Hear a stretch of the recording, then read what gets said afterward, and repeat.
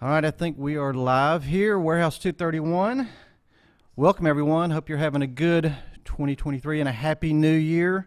We're back here in the studio, back in the control room today. Thought we'd do something a little different, a little fun. As you can tell, I got a couple of guys here with me. We'll get to that one second.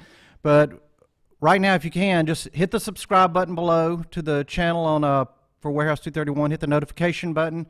Give us a thumbs up so that you'll get notified when we have more videos coming out. We got some content coming out in 2023. Probably some live bands, some videos, some more interviews like this with some other bands. So hit that subscribe button below. And if you see from the title above, Grunge is still alive in 2023. So I may should have titled that 90s Grunge, because that's the grunge that I know. So 90s grunge is not dead in 2023. So I got an email a couple of months ago from some guys, and they were wanting to record 6 songs, and I said, okay, well, let's get together and meet, and it's getting to be Christmas time and logistics and all that. So we just said let's just get together one night and record a song. Let's see how we all work together. And so that's what we did. I think probably in November we recorded a song.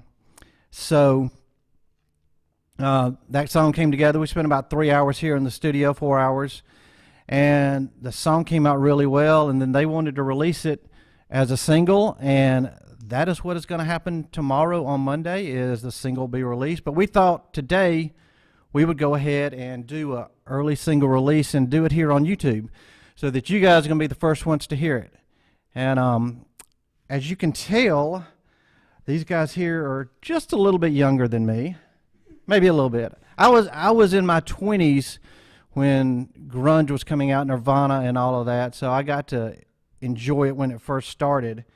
And these guys, one of the quotes when we were recording in here, and these guys are under 20, maybe younger than that, but all you older people can appreciate this. When we were recording and we were listening back to one of the takes we were doing, they go, "Oh, that's so never-mindy." And I sat back and thought, what 17, 18, 19 says that today? And if you know what that is, that Nevermind is the Nirvana album back when all of that first started. So I thought that was a great quote from these guys. So anyway, all that worked out, and they have a release coming out tomorrow. It'll be on all streaming platforms, but we're going to have it here today. And so I would like to introduce the band 13 Seconds of Silence. They are from, I asked them what city. They said Millbrook. So that's the city that they are come out of.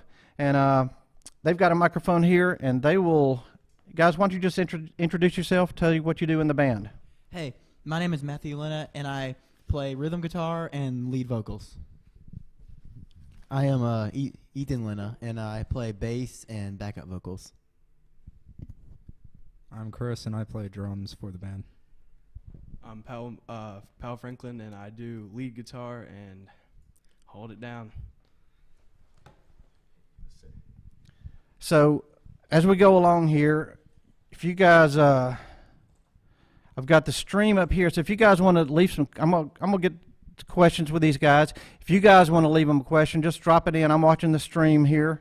We've got quite a few people who are joining in with us, but I'll watch these and I'll be able to ask the guys. But I have a couple of questions for these guys already. So, as I mentioned earlier, you guys are just a little bit younger than me. So, how did you guys meet as a band? So me and my brother were trying for the longest time to do trying to find an act. Like, we did a 2-piece thing. Like, I played drums and sang, and he played just bass, and we affected it to where it would sound full. And it was the two of us for a while. And then we met, or not met, we knew Powell for a long time, but we got together at a church event and decided that we were going to start a band. And then we were a band for several months with that setup, where I would play drums and sing, and Ethan played bass and Powell played guitar. And then after a while, it got to the point where I was having a hard time singing and sitting down and everything like that. So we got Chris, and then I started playing guitar. Yeah, I think I've seen a couple of videos, maybe you playing drums on your Instagram, or you're somewhere. I've seen some videos of playing drums. So I think we've actually been with Chris longer than we've been without him now, though. So is that a good thing? Oh yeah. Yeah, we've been here. We've been in here a little while getting ready, so we've heard some Chris stories along the way as we were getting ready to go.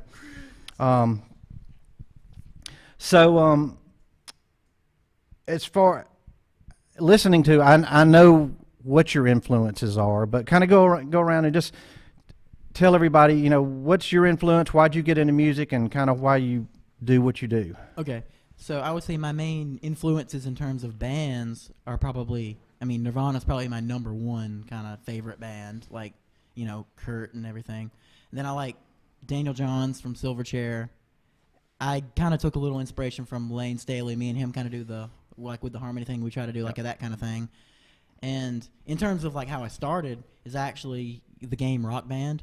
I started playing drums on that as a little kid, and it was like 10. And I remember as a kid being very excited and like telling my parents that like I made it like 50% of the way through a song on easy before I failed. Yeah. And it's like, but yeah. Oh, we didn't have Rock Band back when I was a kid. For We had a record player. Go ahead. For me, I was the same deal. I played Rock Band with him, so I was always interested in music. But actually, the way I started playing bass was actually to join the praise band at our church. Was actually the first time I ever picked up a bass, and I just kind of, what's the word I'm looking for? Fell in love with it, and just I've just always enjoyed playing that. And I would say in terms of influences, obviously, I have the same like grunge, Nirvana, Soundgarden, Pearl Jam, all that kind of stuff. And I would say I have a liking for some of the newer, like post-grunge rock as well, like Seether, Stained, stuff like that. I listen to all that kind of stuff as well. And obviously I like stuff like, Tool and stuff because of the bass parts and stuff. And you when we were recording, you kind of knew in your head your bass sound. You already kind of knew what you wanted from that. Yeah. Which is a big part. You already have an idea of like, hey, I want this sound. A lot of people don't know that. Chris, how's it going? Most of my influence, I came from the 70s and 80s background through my father and watching a lot of videos of other bands like on disc. So how it started is it wasn't quite like Rock Band, but I had this Journey CD when I was younger, and all I would do is sit in front of the TV. I would just imitate the drumming of I think his name, their first drummer was like Ansley Dunbar or something.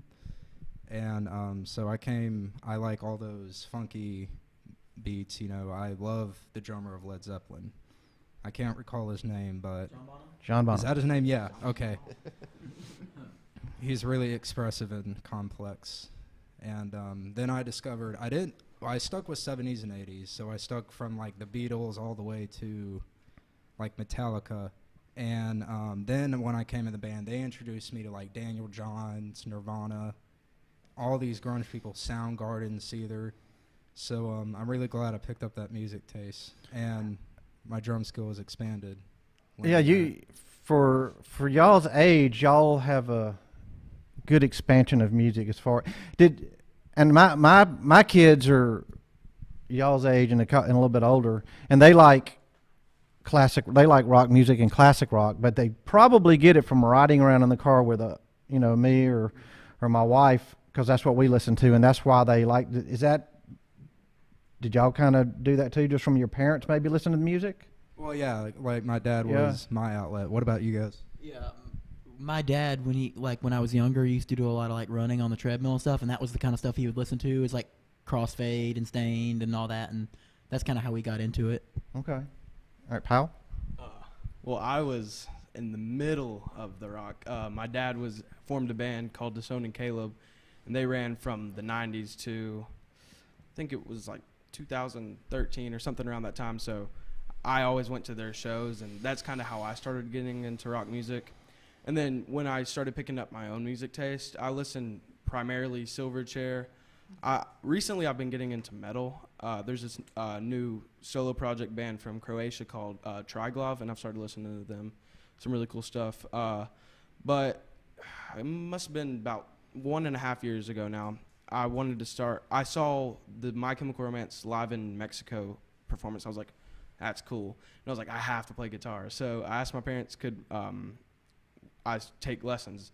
So one of my dad's former bandmates, he lent me his guitar, and then I started taking lessons at Lisenby's Music Shop from Kurt McKinney. Mm-hmm. And then I joined the band in, when did we start? August? It's like September. And then from there, I just started expanding my music taste and trying to see what I liked. And in recent, I've been really trying to focus on tone and like just expanding how I want my guitar to sound and trying to get closer and closer to that sound that I've been wanting. Yeah, you mentioned Silverchair, and Powell was the first one to contact me, and you know, I said, well, what kind of music do you guys play, or what's your genre or whatever? And the first thing that Powell said was, we want to sound like Silverchair. I forget the song. Slave.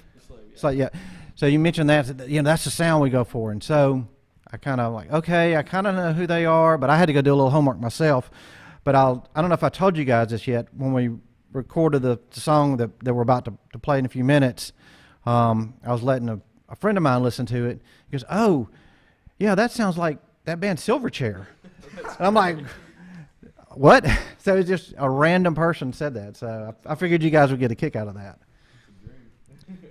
So so tell me, you've got, but this isn't the first song you put out. Y'all have another couple of songs you put. Tell us about that a little bit.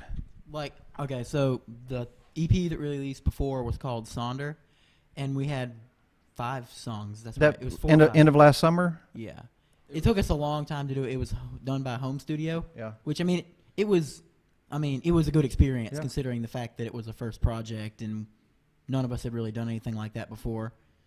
I like to think it probably prepared us a little more for this, even though. And plus, I feel like a lot of our songwriting is improved since then. Not to say that it was a low quality EP. Well, no, the more you do, the better you're going to get at it. So yeah. And but that's out there on Spotify and all the streaming services. It's on everything that we Yeah. have: Spotify, YouTube, Pandora. So you guys mentioned the songs that you write. How do you come up with songs? Does somebody just have an idea, or what's your typical song? So usually every Monday we get together and practice as a band, and usually that will entail writing 1 to 2 songs. But the songs can come in either forms. Either one of us just writes it completely and then shows it to the band, or we all kind of compile it while we're there. Trial and error, yeah. It's like we take a riff That one of us made. Maybe build on that, maybe eventually add some words and work on an arrangement like with a couple riffs we made. I think Matt labeled it as kind of like the Metallica method. Oh yeah, where we just start playing stuff and we find something that sounds good. Yeah. Montage and miscellaneous riffs and see what you get. Yeah. Okay. Yeah, we did get a question about how many songs have you guys actually? How many songs have you written? It's in the. I know it's. I have it on my it's in notes. the 30s. I don't. We have exactly. So in the course of 1 year, we have created 34 songs. Wow, that's a lot. That's more than We gotta some work that bands have out done for in their us entire studio. life. To be honest, some we need to touch more bass on. Yeah. We don't play a lot, but 34 songs and all. Yeah, we're never going to run out of songs for studio. We're pretty much set. So No, we- but that's great. That's every Monday we try to make a new song and just keep going, get as good as we can.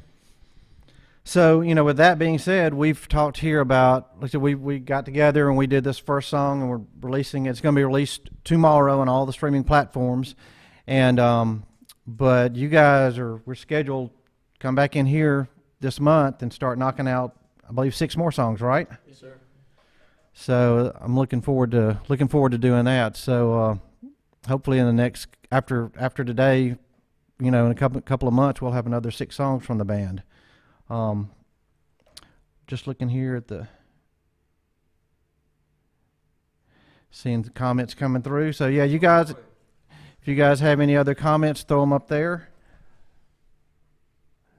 And I'm going to get set here to bring up the song and let you guys listen to it. While the song's going, why don't you guys leave some comments about the song? I know that Rick Hendricks here, he's a local DJ here. 95.1. He has a local and new music show on Sundays. I talked to him the other day, so he's got the song, so he's going to be playing it next Sunday on his show. So I know he's already playing some of your, I believe one of your songs. Yeah, Ignorance. Yeah, he's been playing that one. So he told me that he would get the song in the rotation on next Sunday. So you guys, next Sunday on Rick's show, it starts at 8. It's called Locals Only and New Music. So you guys listen out for that on 95.1. Let me get my headphones on here so I can monitor a little bit. And with that, I'm going to play, the song is called Filled My Eyes by 13 Seconds of Silence, and I'm going to play it right now.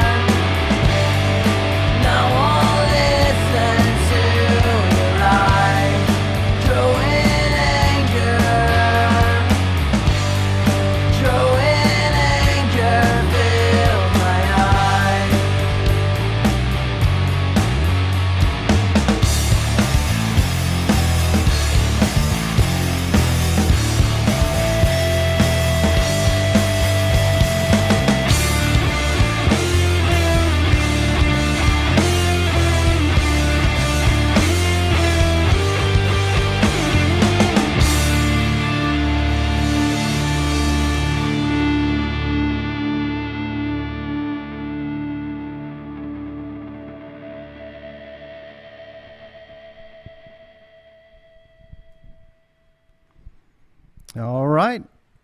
That was Filled My Eyes by 13 Seconds of Silence. Great song, guys. I think one of the comments, my face is melting from the awesomeness.